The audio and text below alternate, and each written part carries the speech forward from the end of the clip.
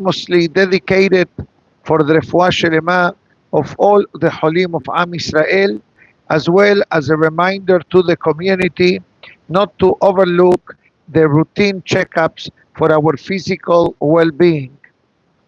And Be'ezat Hashem, in the zachut of doing that, some things can be discovered early enough that can be handled and treated without going into further medical challenges.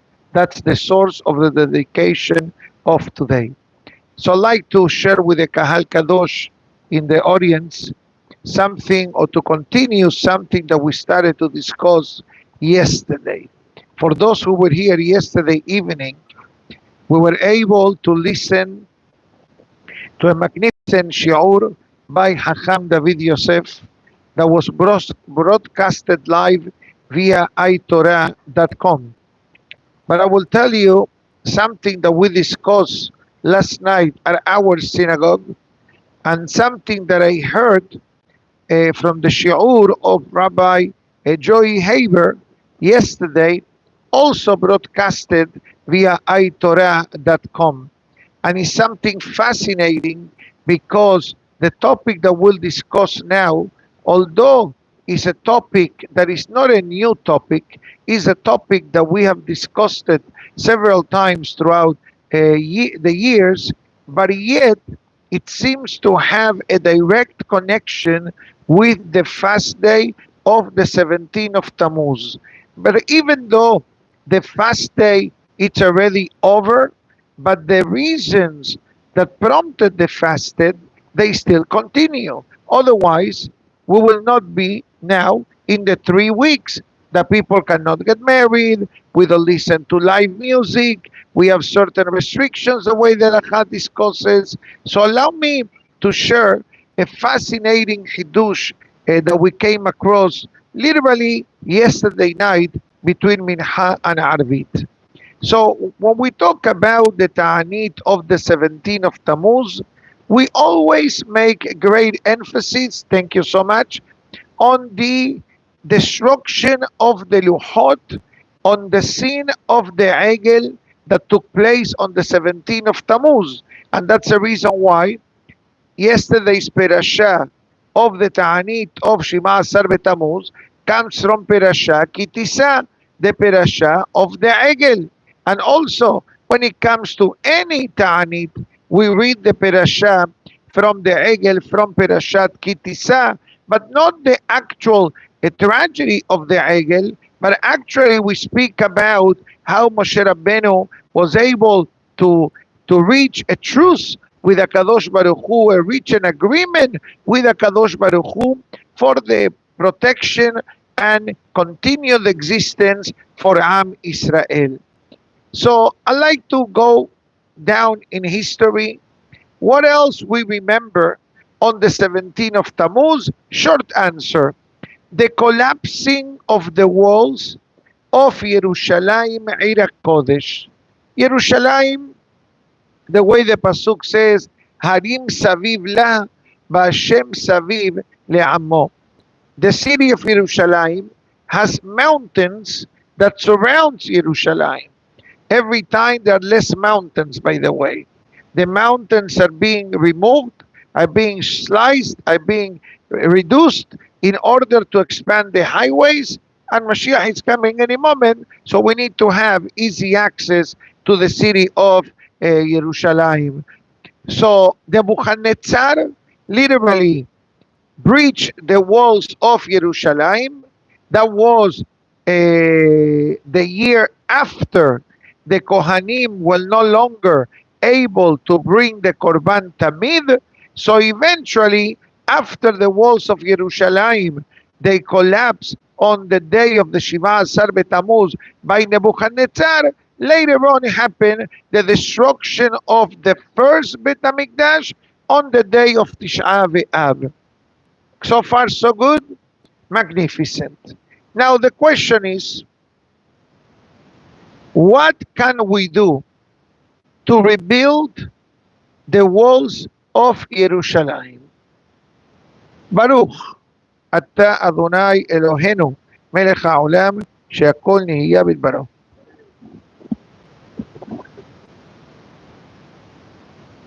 Have a safe trip. Thank you, thank you, thank you. Yahid berabim alacha kerabim. Thank you, Habibi. Be'ezat Hashem, I'll send you the recording later. Beli neder. Okay. We're going to put this question on hold, and I'm going to write it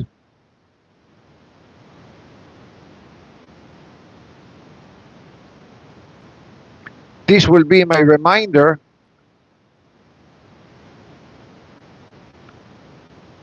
to answer this question a bit later. I'm going to recap a few minutes of the derasha that was broadcasted live via itorah.com. The lecture given by Rabbi Joy Haber, I believe it was broadcasted from the Deal Synagogue. I only heard part of it and encourage you to listen to the full version of it. But I tell you what remained in my mind. And the rabbi shared he was talking about the relationship between parents and children. The relationship. Now, I don't think he was talking to a teenage class or to an elementary school class. He was talking at the synagogue. So most likely there were young students, middle age, young professional, parents, grandparents, and all in between.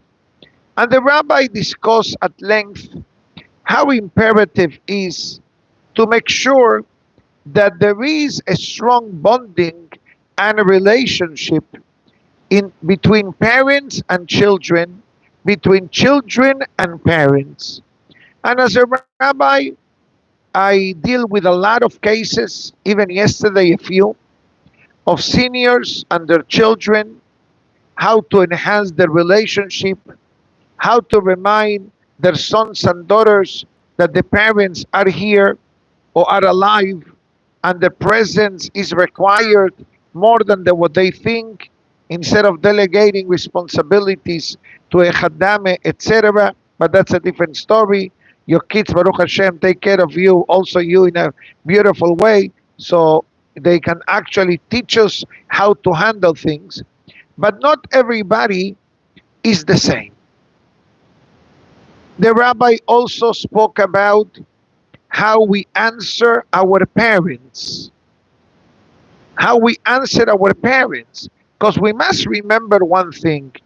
The mitzvah of kivud av ba'em, the mitzvah of honoring and respecting our parents, doesn't stop because a son became now an adult, or a son became a father or a grandfather, Ben Porat Yosef.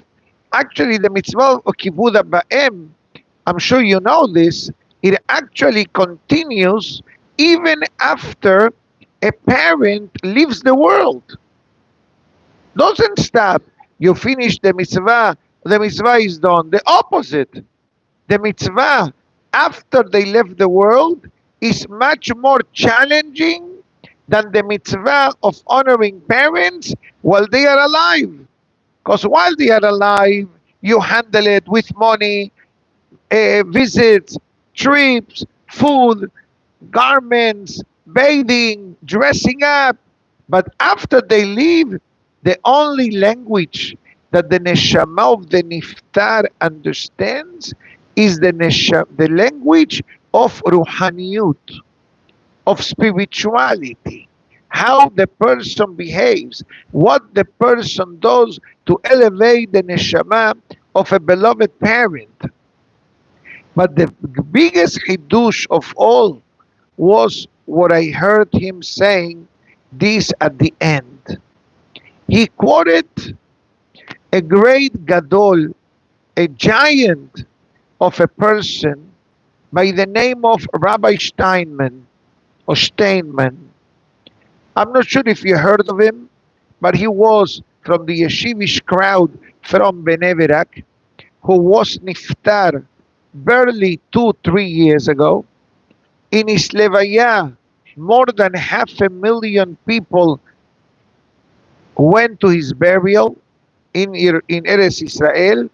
One of the greatest Gedolim, together with Rabbi Chaim Kanievsky, Rabbi Eliashiv, Hacham Obadiah Yosef, Hacham Menzion Abba Shaul, mamash from the dream team of Am Israel.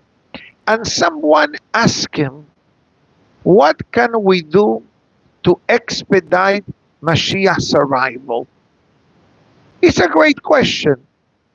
If we ask you, what can we do to expedite Mashiach's arrival?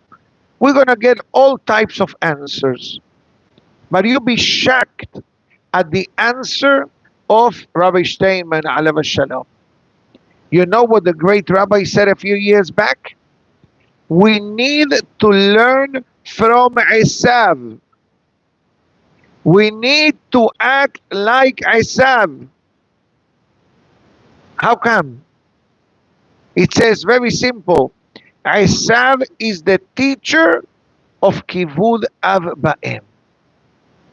Esav teaches us how to speak to a parent. Yaakov did not do it.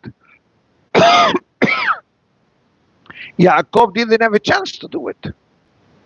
Yaakov left. He went to the house of Lavan. Then eventually his father passed away. And then the story of Yosef. But the Torah clearly says how Esav talked to his father Ishak. Not to Rivka, because Rivka knew Esav. Rivka knew Esav. Obviously, I know to some may sound strange what I just said. How can you learn this from Esav? We have to understand one thing, Kahal Kadosh, that doesn't matter who the person is. For example, Balak. We gave a few reasons why Perashat Balak was called Balak. Actually, all the other Perashiot that carry names have a certain level of righteousness, of holiness. If it's Noah, if it's Yitro, even if it's Korah, even if it's Pinchas, this week's Torah portion, but why Balak merited to have a Perashah? So everybody knows the Gemara that says, because from Balak comes Ruth. That is beautiful. But I'm going to tell you what the books of Musar say. You have to understand, the books of Musar don't go on the Kabbalistic trip like we do sometimes. The books of Musar says the Emet. Says, you know why Balak had the Perashah by Balak? Because the hatred that Balak had against the Jewish people was public. It wasn't hidden. How many times somebody smiles at you, but internally they don't care, they ignore you, they can't even stand you. But because people are diplomatic, they are nice. Balak's hatred was public. You know what the rabbis tell us? Midat ha'emet. Midat ha'emet. The power of truth. Now, I'm not telling you, go to someone and tell them I hate you. Because for that, you deserve mardut. First of all, you should not hate anyone. Doesn't matter who they are. Hatred is not something that should be in our vocabulary even. But on a different note, it says that Balak did not mince words when it came against the Jewish people. And guess what? We say this every day in our daily prayers. לעולם יהא אדם ירא שמיים בסתר כבגלוי ומודה על האמת מדבר אמת בלבבו. Actually, the Gemara says it. Gemara says, חותמו של הקדוש ברוך הוא אמת. The rubber stamp of Borei Olam is the truth. So the conclusion of yesterday's lecture was that if we enhance our kivud av ba'em, our relationship with our parents, and it doesn't matter the age, Sometimes teenagers have difficulties with their parents. Sometimes teenagers wish that they live out of the home of their parents. Some teenagers, God forbid, escape the homes of their parents. And we're not debating why yes or why not. But bottom line, the rabbi said that the more enhancement and the more kavod we give to our parents, not only that Be'ezat Hashem, when we become parents or when we become grandparents, we will receive that kavod as well, but actually it brings unity, it brings harmony, it brings warmth, it brings love, it brings affection, it brings a lot of positive things that otherwise could not happen. So the rabbi told a story about a young man that was planning to leave the yeshiva because he felt that he wasn't succeeding in the learning. One day, a fellow says to him, "How you doing? I heard you're doing very good in the yeshiva. When I come to the yeshiva, I see you learning very well. Wow, your parents must be so proud of you." And this fellow is saying this in the Shiva Berachot of his granddaughter. And he says the story. That statement of encouragement kept me in the yeshiva. And I became a Torah learner. And today, I'm celebrating the wedding of my granddaughter. Who the granddaughter married? The grandson of the fellow that 30 years earlier told him, "I heard and I see that you're doing good in the yeshiva." He says one statement, I may have missed some of the details, but that's the main point of the story. One statement of encouragement changed the life of the person. Like one statement of criticism can bring down a person, like I mentioned on Shabbat afternoon. I don't believe that I said this yesterday here, but I said it on Shabbat afternoon. We discussed the halachic question concerning the final verse of Perashat Balak. The final pasuk of Perashat Balak says that there were 24,000 casualties. This is not a nice pasuk. This is a very painful pasuk. So how come that the Perashah finishes in this pasuk? If we have a halakha that says, "Le'olam ikanes adam bechito beyetze bechito," the Gemara writes that when you come into a city and you leave a city, you should do it during daytime. So you're familiarized with the neighborhood, with the surroundings, and the rabbis learn from that Gemara. When it comes to an aliyah to the Sefer Torah, you should start the aliyah in a nice pasuk and finish in a nice pasuk. The Pelaot Torah writes that in Italy, France, and Spain, there was a tradition that Perashat Balak did not finish the way we finish nowadays, but actually the Kahal will go to the next pasuk that says, "Hineni noten lo et beriti shalom." They will borrow 3-4 pesukim from Perashat Pinchas in order to finish the aliyah in a beautiful pasuk. This tradition lasted for centuries. Comes the Ben Ish Hai, and it says, no need. No need. Why not? He says, because the aliyah doesn't finish with the pasuk. The aliyah finishes with the beracha. אשר נתן לנו תורתו, תורת אמת בחיי העולם נטע בתוכנו, ברוך אתה השם נותן התורה. So therefore it says there is no problem to finish the Aliyah with the pasuk of this particular Perashat Balak, that even though the meaning of the pasuk is tragic, but because we have a beracha at the end, so it camouflages the severity of the pasuk. Magnificent. One more. There is a pasuk in Sefer Vayikra that finishes Le'ashma bah, to be guilty by it.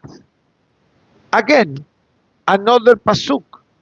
Can you imagine? You get an aliyah to the Sefer Torah and it says da da da da da da da da, and you are guilty. Can you imagine such an aliyah? What aliyah did you get? You are guilty. So it says that in Germany, there used to be a tradition that whenever someone got that aliyah, the kahal used to say a pasuk after that aliyah. What pasuk? Listen to this pasuk. La'el asher shabbat mikol hama'asim ubayom hashevi'i. Right? From the Amidah of the Shabbat, from the Yoser. Rashi Tevot le'ashma bah. La'el asher shabbat mikol ha'ma'asim ubayom hashevi'i. Rashi Tevot le'ashma bah. That was a code to tell them you're holy, even though the aliyah that you got talks about being guilty. Comes the Hatam Sofer. And one day, the wife of the Hatam Sofer says to her son simple words. Calm down.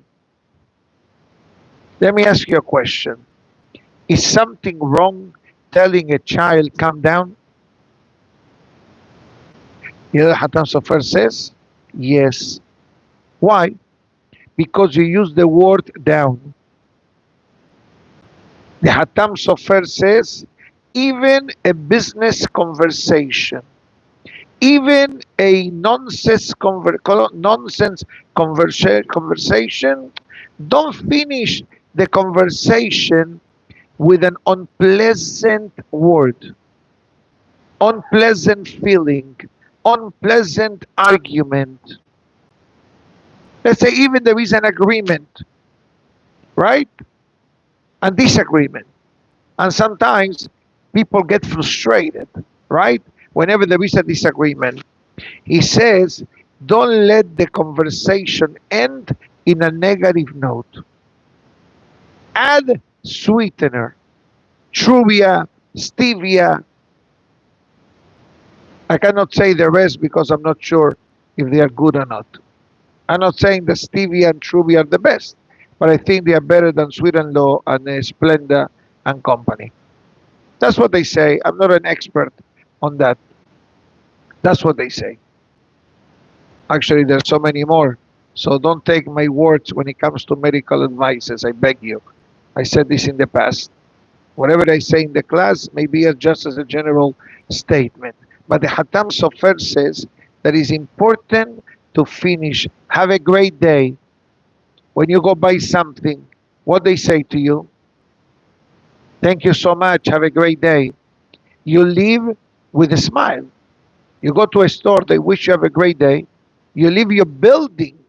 You say, good morning, have a great day. How do you feel? You feel good. So what we need to do? We need to reciprocate. Same to you. Likewise, thank you so much. You also have a great day. That's what the Hatam Sofer writes towards the end of last week's Torah portion. Now let's come back to the question that we left pending before. We discussed the breaching of the walls. What were the purpose of the walls surrounding Yerushalaim? Short answer, protection. Protection for a city. The cities that were fortified, and they used to have like a tower on top. They used to have like a watchtower, something like that they call it in English, and they used to have the soldiers on top. I remember when in elementary school we used to learn about the English invasion to Argentina. We're going back in the early 1800s. I remember that vividly. Not the year, I remember the class.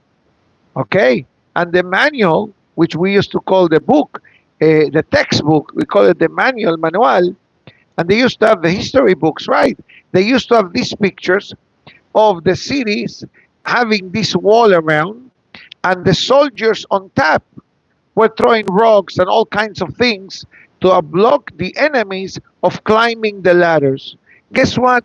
The city of Yerushalaim had these walls until came Nebuchadnezzar. What did Nebuchadnezzar do? He breached the walls. He destroyed the walls. So once the walls are destroyed, it's easy to conquer. Imagine yourself, you're building a building across the street, and you decided, you know what? I'm not going to put railing in the balcony. Are you going to get a permit? Are you going to get an occupancy certificate, CO? Of course not. Why not? Because you need to put the ma'ake. Yeah, but who is going to jump? It doesn't matter. If one person can jump, God forbid, it's enough reason to have the ma'ake. So I bought this book in Brooklyn. You know, one of the things that I do in Brooklyn, besides visiting family and friends, I buy books. And I have an agreement with my wife that I need to have an hour or two to buy books. And this book, I bought it by divine providence. It wasn't on my shopping list. This book was not on my shopping list. When did I buy this book? The day that JetBlue canceled my flight.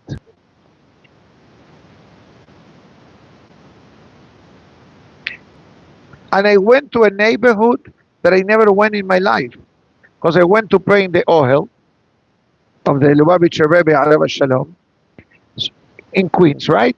So I went to a place called Cedarhurst. There is such a thing. I was never there in my life. And I'm driving. I heard so many things. I said, let me grab a bite. Plenty of kosher restaurants, by the way. Plenty, all kinds. I saw people that I knew from many years back. And then I see a bookstore. And parking spot in front of the bookstore. Doesn't get better. I said to my wife, this is not coincidence. This is divine providence. Let me go to the store. I like to spend money to support the store. As a bookstore in the middle of Cedarhurst, I said, let me buy some books. And I bought this Safra that is in my hand, Mishnat Mo'adim. And by the way, I have the full series, but I was missing this volume, the 3 weeks volume that came out after I bought the full set. So everything, it works in tremendous divine providence. We just need to open up our eyes and see it. I didn't go to Great Neck. I didn't go to any of these places. I just went there driving and I bought this book. And it brings a fascinating hidush that's going to help us understand how we can remedy the breaching of the walls of Jerusalem. So to make a long story short, and some of you heard this yesterday, and it says as follows, that one of the most imperative, and that's the title of this topic, B'Yodzayin B'Tammuz Nigbe'at Homa. On the 17th of Tammuz, the walls were breached. The tikkun is Shemirat Hapeh V'Halashon. It says the way a person talks, then we are able to rebuild the walls of Yerushalaim. And it goes on to explain, and it says that why so much emphasis? Why so much emphasis our Hachamim throughout history have made about the way we talk? If it's the Hafetz Chaim, if it's in Perashat Bereshit, if it's the Shemirat HaLashon, if it's through Gemara in Pesachim, if it's in Perashat Noah, Mina behema tehora, mina behema sheranena tehora. Why so much emphasis? And why do we struggle with this kind of challenge? So it says very simple, because since the mouth of the person is the source of prayers, tehillim, Torah learning, berachot, so the Yetzer Hara wants to, how do I say this? Wants to destroy our fountain of blessing by causing us to stumble in the area that requires a lot of attention. For those who were here during the weeks of the Omer, remember how every week we discuss a week of the Omer and a different part of the body that connects to the Omer? Like the months, every month of the calendar connects to a different a part of the human body. So the Sephirah of the last week of the Omer is called Sephirat of Malchut, of kingship, of kingdom. And we discussed that based on Kabbalistic writings, the mouth of the person is the kingdom of the person. In other words, I can speak like a king, or I can function like a slave. If I speak clean, proper, within the Torah standards, I'm in charge. It's like the Sefer Hasidim says, as long as I'm quiet, I'm in charge. Once I spoke, I became a slave. In Spanish, they say the same thing. The person is the master of the silence and the slave of the wording. That means that as long as the words are inside of me, I'm in control. I didn't say nothing out of line. The moment I open up my mouth, then I got to deal with the consequences. And here he quotes an interesting statement by Rabbi Shimon Bar Yochai. Rabbi Shimon Bar Yochai writes in Talmud Yerushalmi, Masechet Berachot, and he said, if the creation of mankind would have been up to me, I would have created two set of lips in the face of the person. We have two hands. Anybody complains for having two hands? No. How many legs you have, young man? How many ears you have? How many eyes you have? How many nostrils you have? How many mouths you have? Why? Good question. Nobody knows that. But I'm going to give you the reason now based on Rabbi Shimon Bar Yochai. So Rabbi Shimon Bar Yochai says, if it would have been up to me, I would have created two set of lips. One for Torah and one for nonsense. Now that we have only one, it requires protection. That's the reason why I'm going to finish with this. Because otherwise I'm going to get carried away and we'll finish the class tomorrow. I have a lot of ammunition in my hands now. But I'll tell you two things. One, in the name of the Gaon of Vilna. The Gaon of Vilna writes, and it says that every part of the human body has a position. For example, the arms are all the way down. I move them. The legs standing up. The eyes forward. The nostrils forward. The ears sideways, and I can even close them. They are standing, with one exception, the tongue. The tongue is laying down in the mouth. You know why? Because we're telling the tongue, keep sleeping. Don't talk. That's why the tongue is like this. That sometimes we open up our mouth and we talk a lot. That's why you call big mouth. That's why it's called big mouth, because you're opening it more than usual. Usually when you say big mouth, you don't criticize someone because he's talking words of Torah. He's be talking a lot of nonsense. That's the reason why the tongue is flat on the palate, on the face of the person. And that's the reason why the tongue has two protectors: the teeth, which is the heart, and the lips, which is the soft. We have double protection, like in kashrut, wine. You need to have double protection, double siman. You have the cork that is injected by the factory, plus what else you have? The wrapping that is sealed. If anybody attempts to open it, you will see it right away. That's what the great uh, uh, Mishnat Ben HaMesarim says. It says, we want to rebuild the walls of Yerushalaim. You don't have to go fight against Hamas, against Amalek, against Balak, against Bilaam. Just fight with yourself. Fight with the Yetzer Hara. Try to exercise the extra level of control, and let's finish up the way the Hatam Sofer says, to finish up in a positive way. כל הבולם פי בשעת מריבה, זוכה לאור הגנוז, אשר אין מלאך ובריאה יכולים להישאר. The Gemara quotes a pasuk that says, תולה ארץ על בלימה. The world exists in the merit of those who bite their tongue. What does it mean, bite their tongue? They don't react. They don't answer back. It requires a lot of effort. It's not automatic. It takes effort. It takes thought. It takes even a bit of humility and irat shamayim. But the Hafetz Haim quotes this statement. I do have the source in writing in my office.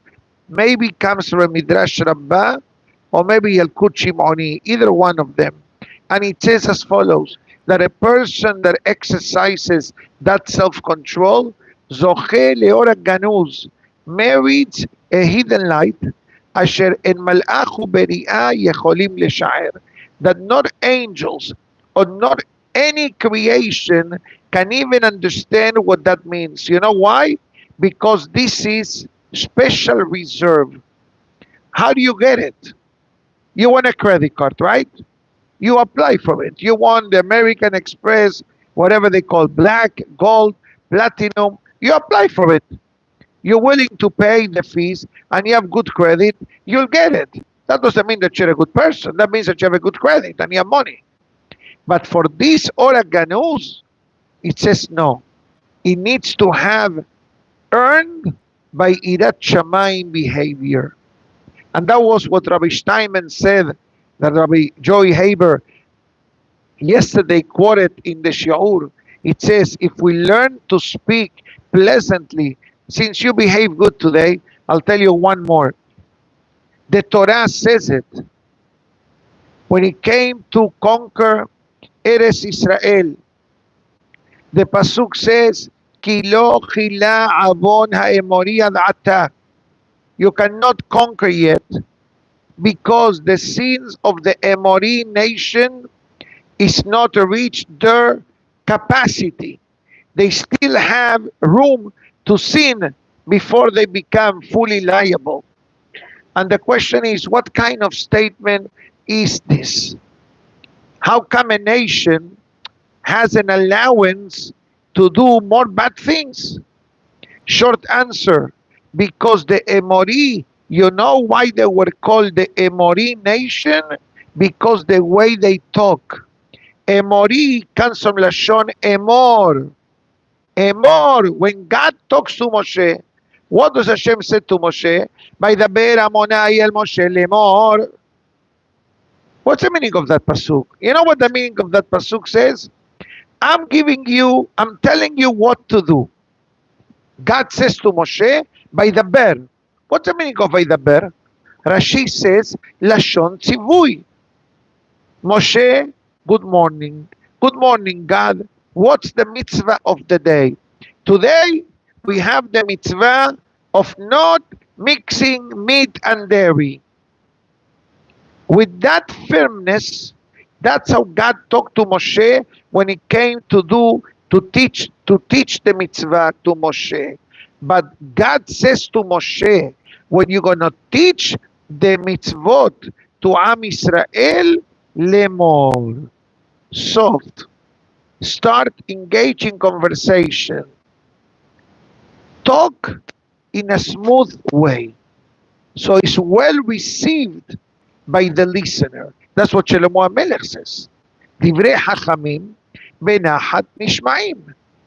The words of the wise are heard when they are said pleasant. In other words, if there is an argument and you try to reason with the person, if either one of them is screaming, nobody's going to remember anything. But if I said, I hear you, allow me to explain, and you're able to explain it, then the person may say, you know what you're saying makes sense. This was the virtue of the nation called Emori. Sure, they were ratting like a Hitti, a Perizi, a Ibusi, a Girgashi, all these nations. They were competing to see who was the worst. But above these seven was the Emori in a positive way. Why? Because the way they talk with others, it was very respectful, very pleasant. And that bought them life.